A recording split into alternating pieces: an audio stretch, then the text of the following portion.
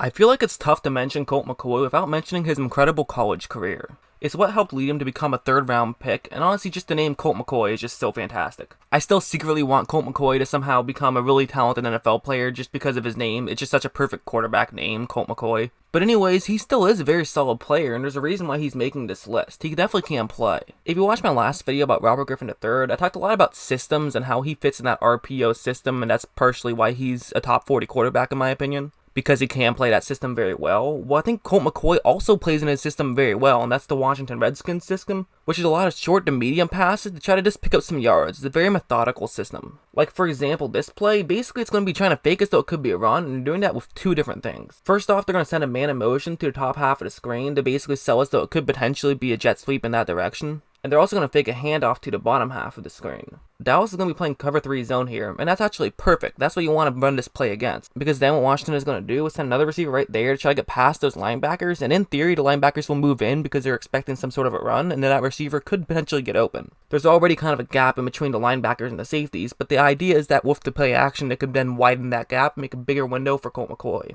However, Dallas has some very good linebackers, and they didn't really get fooled here at all. While the Washington receiver is still cutting before the safety, which is what you want to do, the linebackers still are in decent position. However, that's still okay. That doesn't mean the play is over. But what it does mean is that Colt McCoy is going to have to make a good throw here, because there is going to be a gap in between two linebackers right there that Colt McCoy could try to thread the needle and throw through, and he is going to try it. Despite the fact that he's been a backup for pretty much his entire career, he still trusts himself to try to thread the needle. And clearly he still can, as he throws a very catchable ball despite it falling incomplete. McCoy can definitely make those medium passes very well, and I think there's a huge reason why the Redskins have held on to McCoy for so long.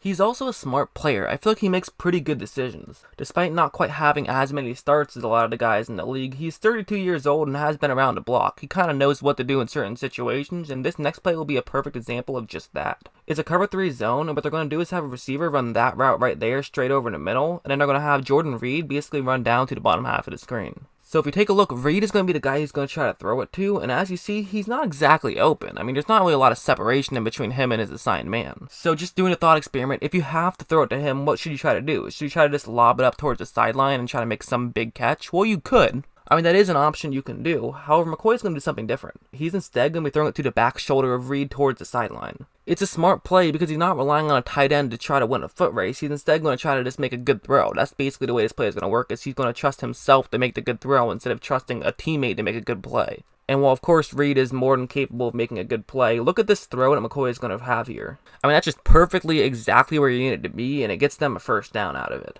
Maybe he could have just thrown it up there and tried to have a 50-50 ball, but he said, hey, I trust that I can make a good throw here, so I'm going to throw it to the back shoulder, and Reed was able to make a good catch, and it's what resulted in a first down. I kind of think what makes a good backup good is having confidence that they can make some throws. I think that's what makes Ryan Fitzpatrick one of the better backups in the league, or Josh McCown one of the better backups, is they have the willingness to try to make a deep throw or try to get it through a tight window, even if necessarily it's not something they can do consistently. You have to have confidence in your abilities if you're going to be successful in the NFL, and McCoy definitely has confidence, and this play will be another example of that. As you see, it's an empty backfield, and there's a bunch formation on the bottom half of the screen right there, and basically the way this is going to work is they're going to have two receivers run right there towards the middle of the screen, and they're going to have another receiver run a curl route basically right over there. So after this play develops, if you see the receiver on the curl route, he's definitely open. However, there's one problem, and that problem is that it's 3rd down and 11. Now, he could still try to throw it there, as it would be about 7 yards down the field, and then you could just try to hope that your receiver can break a tackle and try to get the first down. That's something you could do. It's something that a lot of lesser quarterbacks would do, in my opinion. But McCoy is going to try to make sure he gets the first down here, which is what you really should do. You really should have the mindset of try to get the first down by any means necessary other than potentially turning the ball over. That should be the mindset.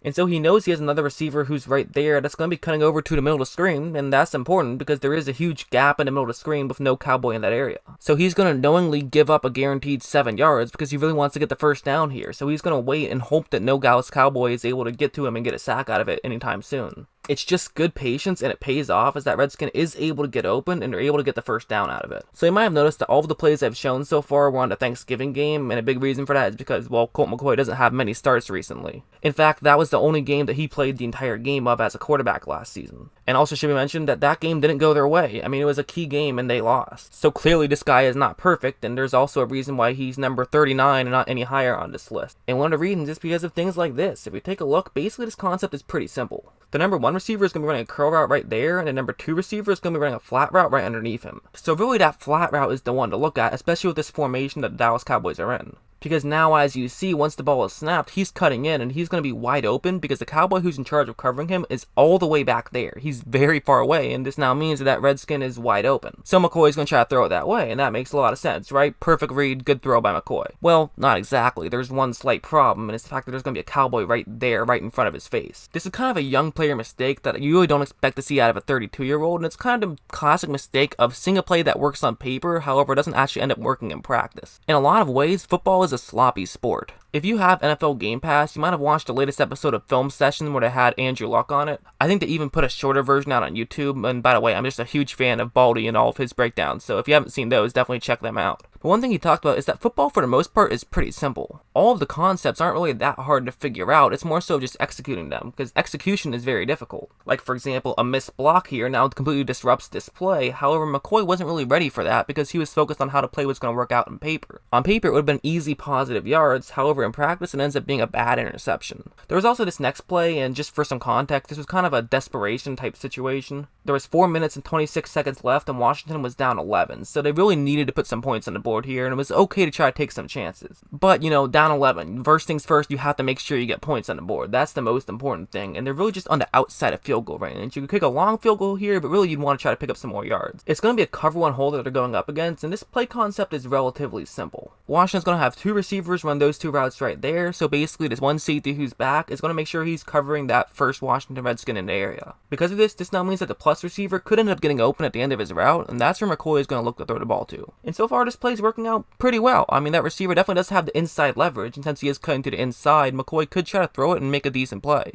It's a pretty good decision, and I think it's probably the correct decision to try to make this throw. However, McCoy waits a little bit too long in throwing it, and the throw was just too far behind that receiver, and it ends up getting picked off. That is the one thing that has to be mentioned about McCoy, is he isn't necessarily the most accurate passer, especially when it comes to deep passes. He's definitely much more of a good short to medium range passer. That was tough because you did kind of have to take some chances. I don't actually hate the read at all, but you gotta be able to make those throws if you're going to be a successful starting quarterback, and that's why I don't really think he's quite at that level. That's why I would call him a good quarterback, not a great quarterback, I suppose. One more thing I wanted to bring up when talking about Colt McCoy is he's not just a thrower. This guy is an athlete as well. He can run pretty well. I mean, no one's going to confuse him with Lamar Jackson out there, but he's definitely an athlete, and this play will be a good example of it. It's going to be an option play, which if you watched my RG3 video yesterday, you will know all about these types of plays, but if you missed it, the basic version of it is essentially that Colt McCoy has two options. He could hand the ball off, or he could keep it himself and run up to the top half of the screen, and what's going to end up deciding which option he chooses is going to be J.J. Watt right there. If J.J. Watt stays to the outside to make sure he prevents a potential Colt McCoy run, then McCoy should just hand the ball off and let the running back do the work. But if Watt crashes in to stop the run, then McCoy should keep himself and run up to the top half of the screen.